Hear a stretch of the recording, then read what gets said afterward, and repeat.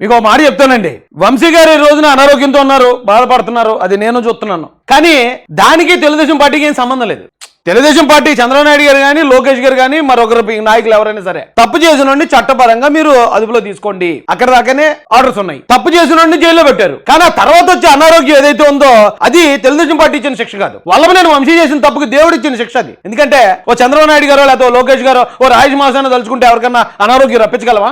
అనారోగ్యం వచ్చిందంటే ఎవరి వల్ల వస్తుంది? అది దేవుడి నిర్ణయం వల్ల వస్తుంది. సో ఇతను మాట్లాడిన మాటలకి ప్రభుత్వం జైల్లో పట్టడం దాకా అనే శిక్ష ఇస్తే, కానీ ఇతను మాట్లాడిన మాటలకి ఆ జైల్లో పట్టడం అనే శిక్ష సరిపోదు, అంతకు మించిన శిక్ష ఉండాలి అని చెప్పి దేవుడు భావించి అతనికి అనారోగ్య రూపాయలు ఇచ్చాడు అనుకోవాలి. అందుకే అతనికి అనారోగ్యం అన్నా, రక్తవాంతులు అయ్యాయన్నా, మరొకటి అయిందన్నా, ఇంకోటి అయిందన్నా ఒక్కడంటే ఒక్కడికి కూడా జాలి కలగట్లేదండి, కలగదండి. తప్పు చేసినోడు శిక్ష అనుభవిస్తూ ఉంటే జనాలు చప్పట్లు కొడతారు తప్ప జాలి పడరండి. చేసిన తప్పుల తీవ్రతను బట్టి ఉంటది. ఆ రోజున ఇదే చంద్రబాబు నాయుడు గారు అరెస్ట్ చేశారు. 100 కోట్లు, ఏదో 300 కోట్లు, 200 కోట్లు, 70 కోట్లు, అయ్యి బాబోయ్ ఇంక అంత లేదు ఇంత లేదు అన్నారు. ఎవడన్నా నమ్మాడా జనం? దేశ విదేశాల్లో, ఈ రాష్ట్రంలో కాదు, దక్షిణాది రాష్ట్రాల్లో కాదు, విదేశాల్లో కూడా ప్రజలందరూ బయటకు వచ్చి ఆయన వల్ల మేమందరం బాగుపడ్డారా ఎదవల్లారా, ఆయన జైల్లో పడతారా బుద్ధి లేని గాడిదెల్లారని చెప్పి మొత్తం ప్రపంచం అంతా గడ్డెట్టింది ఎదవల్లారా. మీకు ఇంకా సిగ్గు లేకుండా బయటకు వస్తారు. ఇక నిజంగా మీరు మనిషి బతుకైతే పద్ధతులు మార్చుకుని బతుకుతారు. ఇప్పుడు ఇంకా మళ్ళీ అలాంటి తప్పుడు ప్రచారాలు, మార్పింగ్ వీడియోలతో ఏడర్రా బాబు, ఏడుపు.